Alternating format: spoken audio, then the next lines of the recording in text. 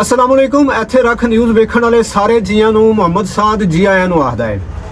ਜੱਜ ਵੀ ਆਪਣੇ ਲਈ ਇਨਸਾਫ ਮੰਗ ਰਿਹਾ ਹੈ। ਕੋਈ ਇਨਸਾਫ ਦੀ ਮੂਰਤੀ ਨੂੰ ਪੁੱਠਾ ਹੀ ਟੰਗ ਗਿਆ ਹੈ।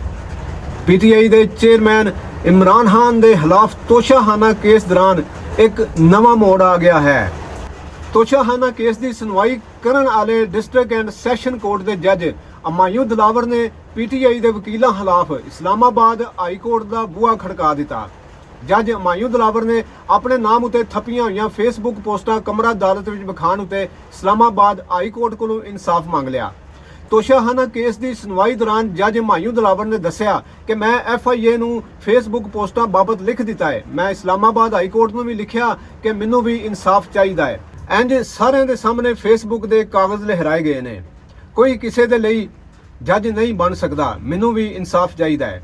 ਚੇਤਾ ਰੱਖਣ ਵਾਲੀ ਗੱਲ ਹੈ ਕਿ ਪਿਛਲੇ ਦਿਨਾਂ 'ਚ ਕੇਸ ਦੀ ਸੁਣਵਾਈ ਦੌਰਾਨ ਇਮਰਾਨ ਖਾਨ ਦੇ ਵਕੀਲ ਗੋਹਰ ਅਲੀ ਨੇ ਜੱਜ ਅਮਾਯੂ ਦਿਲਾਵਰ ਦੀ ਮੁਬੈਨਾ ਫੇਸਬੁੱਕ ਪੋਸਟਾਂ ਅਦਾਲਤ ਵਿੱਚ ਵਿਖਾਈਆਂ ਸਨ। ਜੱਜ ਅਮਾਯੂ ਦਿਲਾਵਰ ਨੇ ਆਪਣੇ ਫੇਸਬੁੱਕ ਖਾਤੇ ਦੀ ਸੁਣਵਾਈ ਦੌਰਾਨ ਤਸਦੀਕ ਕੀਤੀ ਸੀ, ਪਰ ਨਾਲ ਹੀ ਉਹਨਾਂ ਇਹ ਵੀ ਕਿਹਾ ਕਿ ਇਹ ਪੋਸਟਾਂ ਮੇਰੀਆਂ ਨਹੀਂ, ਭਾਵ ਮੈਂ ਇਹ ਪੋਸਟਾਂ ਨਹੀਂ ਕੀਤੀਆਂ। ਇਹਨਾਂ ਪੋਸਟਾਂ ਵਿੱਚ ਦੱਸਿਆ ਜਾ ਰਿਹਾ ਹੈ ਕਿ ਇਮਰਾਨ ਖਾਨ ਦੇ ਖਿਲਾਫ ਪੋਸਟਾਂ ਕਰਕੇ ਤੇ ਜੱਜ ਅਮਾਯੂ ਦਿਲਾਵਰ ਨੂੰ ਟੈਗ ਕੀਤੀਆਂ ਗਈਆਂ ਸਨ, ਜਿਸ ਨੂੰ ਵੇਖਣ ਵਾਲੇ ਨੂੰ ਪਹਿਲੀ ਨਜ਼ਰ ਵਿੱਚ ਇਹ ਹੀ ਲੱਗਦਾ ਹੈ ਕਿ ਪੋਸਟਾਂ ਜੱਜ ਦੇ ਖਾਤੇ ਉੱਤੇ ਪੋਸਟ ਕੀਤੀਆਂ ਗਈਆਂ ਨੇ।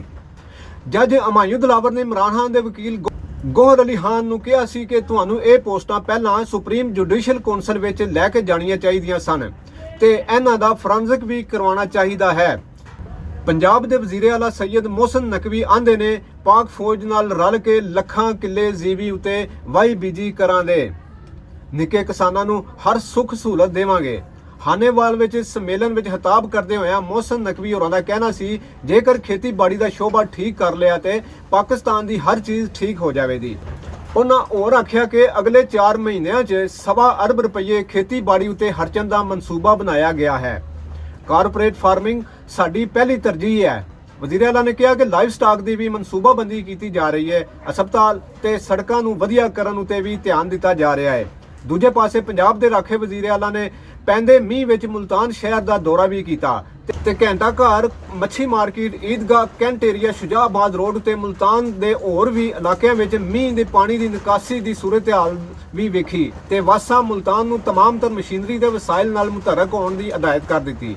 ਮੋਹਸਨ ਨਕਵੀ ਹੋਰਾਂ ਆਖਿਆ, ਡਿਪਟੀ ਕਮਿਸ਼ਨਰ ਮੀਂਹ ਦੇ ਪਾਣੀ ਦੀ ਨਿਕਾਸੀ ਦੀ ਜ਼ਾਤੀ ਤੌਰ ਉਤੇ ਨਿਗਰਾਨੀ ਕਰਨ ਦੇ।